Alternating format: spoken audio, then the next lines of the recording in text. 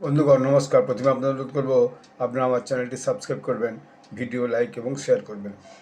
সকালেই দি Asian Times news paper দেখছিলাম। সেই দি এশিয়ান টাইমস নিউজ পেপারে একটা যে বড় খবর ছেপেছে সেটা খুবই মারাত্মক খবর। সেটা হচ্ছে যে আমেরিকা নাকি হচ্ছে যে একটা ইরানি সাবমেরিনকে ডুবিয়ে দিয়েছে এবং সবচেয়ে অত্যাধুনিক সাবমেরিন যেটা ছিল সেটাকেই ডুবিয়ে দিয়েছে। মধ্যপ্রাচ্যে যে মার্কিন বাহিনীর যে কমান্ডার আছে সে ঘোষণা বলেছে যে ইরানের বিরুদ্ধে যে চলমান সামরিক অভিযান চলছে এখন, তাতে আমেরিকা 17টি ইরানি যুদ্ধজাহাজকে ধ্বংস করে দিয়েছে, 17টা, এবং একটা সাবমেরিনকেও বোমা মেরে ডুবিয়ে দিয়েছে। মানে যেটা বলা যেতে পারে যে মার্কিন commander admiral Brad Cooper x একটা বার্তা বলেছে, এক্স মানে টুইটারে আর কি, যে আমরা আমাদের দিকে গুলি করতে পারে এমন সমস্ত জিনিসগুলির উপর মনোনিবেশ করেছি এবং তাদেরকে একটা একটা করে কুপঘাত করছি। তিনি B2 এবং B1 বোমার বিমান দ্বারা পরিচালিত অপ্রতিদ্বন্দ্বীপূর্ণ সার্জিক্যাল স্ট্রাইকের বিষয়টা বিস্তারিতভাবে বলেছেন। অভিযানের যে নিরলস গতি, অর্থাৎ ক্রমাগত অভিযান যে চালিয়ে যাওয়া হবে, সেটাও তিনি বলেছেন। আমরা ইরানি নৌবাহিনীকে প্রথমে ডুবিয়ে দিচ্ছি, পুরো নৌবাহিনীকে। তিনি যোগ করেন, এখন পর্যন্ত আমরা 17টি ইরানি জাহাজ ধ্বংস করেছি, যার মধ্যে সবচেয়ে কার্যকর ইরানি সাবমেরিন রয়েছে, যার পাশে এখন একটি গর্ত রয়েছে। তেহরান ধ্বংসের বিষয়টি নিশ্চিত, যদিও ঠিক হয়, তবে এটি ইরানের নৌ সক্ষমতার উপর একটা বিশাল আঘাত কিন্তু হয়েছে। ইরানের সাবমেরিন বহর অন্যান্য দেশের তুলনায় খুবই কম, কিন্তু দীর্ঘদিন ধরে যে নৌকৌশলের মূল উপাদান সেগুলো ইরান কিন্তু তৎপরতার সঙ্গে যতটা সম্ভব পেরেছে তারা কিন্তু সেটা অর্জন করেছে।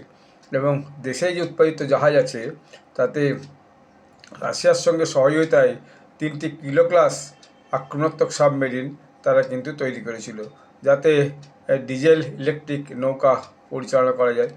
যে সবচেয়ে কার্যকর যে সাবমেরিনের কথা তিনি বলেছেন তা হলো ব্যাপকভাবে ইরানের স্থানীয়ভাবে নির্মিত ফতেহ ক্লাস সাবমেরিন বলে মনে করা হয়। ফতেহ ক্লাস ওদের যে নাম দেওয়া আছে সাবমেরিনটা আর কি মনে করা হয়, যা সাম্প্রতিক বছরগুলিতে ওই ইরানের নেভেল ফ্লিটের সঙ্গে যুক্ত করা হয়েছে। এবং যেগুলো তেহরানের যে যুদ্ধজাহাজ এবং সাবমেরিন, অর্থাৎ যে নেভেল ফ্লিট বা নৌবাহিনী বলা যায়, তার একটা উন্নতর যুদ্ধজাহাজের মধ্যে এটা একটা। এই ফতেহতে প্রায় 953 টন একটা হচ্ছে যে মানে এক জায়গা থেকে এক জায়গায় যাওয়ার মতো একটা ওজন আছে। এতে 4 থেকে 6টি 533 মিলিমিটার টর্পেডো টিউব রয়েছে এবং একটি ভালফায়ার সিরিজ ও জলের নিচ থেকে উৎক্ষেপিত জাহাজ বিধ্বংসী ক্রুজ ক্ষেপণাস্ত্রের মতো টর্পেডো নিক্ষেপ করতে পারে, এরকম ব্যবস্থায় আছে। এগুলি সমুদ্রের উপকূল অভিযানে অ্যাম্বুশ, মাইন পাঠানো এবং জলসীমায় যে নৌবাহিনীর প্রবেশাধিকার সেটাকে এরা আটকাতে পারে। এই হচ্ছে কি যে সাবমেরিন। এখন এতে দেখা যাচ্ছে সাবমেরিনটি লক্ষ্যবস্তুতে পড়েছে এই কারণে, এবং তারপরে যেভাবে বিমান থেকে হামলা করা হয়েছে ফলে সেটি মারাত্মকভাবে ক্ষতিগ্রস্ত হয়েছে। ফলে জাহাজের একটা যদি বড় হাল ভেঙে যায় তাতে যা ক্ষতি হয়, সাবমেরিনটারও সেই রকমই ক্ষতি কিন্তু হয়েছে। এটা তেহরানের কাছে একটা কিন্তু মস্ত বড় ধাক্কা, কারণ এই শ্রেণীর সাবমেরিন তাদের যে সৈন্য ক্ষমতা, সেই সৈন্য ক্ষমতাকে একটা স্বনির্ভরতার দিকে একটা নিয়ে গেছিলো, কিন্তু এই যে একটা সাবমেরিনকে ধ্বংস করে দিয়েছে, তো এইটা কিন্তু তেহরানের কাছে খুবই ক্ষতি। কারণ এরা যেভাবে জিনিসটাকে তৈরি করেছিল এবং যেভাবে তারা তার মধ্যে টর্পেডো, মাইন, ডজন ডজন এবং স্পিড পোস্ট এই সমস্ত, যাতে তারা গেরিলা কৌশল করতে পারে, গেরিলা যুদ্ধ করতে পারে, তার জন্য বিশেষভাবে কিন্তু এটাকে তৈরি করেছিল। সামরিক বাহিনী ইরান সাবমেরিন ধ্বংসকে, ইরানের নৌভরকে একেবারে যাকে বলে ধ্বংস করে দেওয়ার মতো অবস্থা করেছে। এটা আগামী দিনে তেহরানের কাছে একটা কিন্তু মস্ত বড় ধাক্কা। এবং যেভাবে ইরানি শাসক গোষ্ঠী দীর্ঘদিন যাবৎ আরব সাগর, হরমুজ প্রণালী, ওমান উপসাগরে এই জাহাজ চলাচল করতে দিচ্ছে না, সেটাকেও আমরা থামবো না।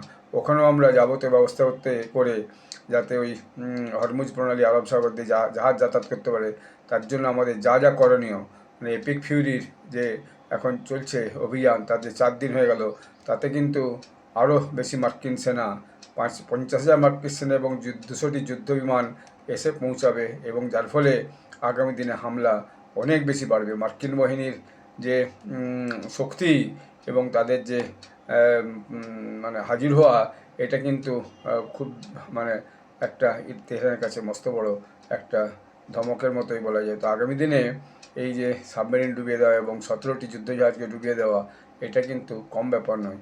এটা একেবারে ইরানকে, যাকে বলে তার যে নৌশক্তি, সেই নৌশক্তিকে একেবারে বসিয়ে দিয়েছে।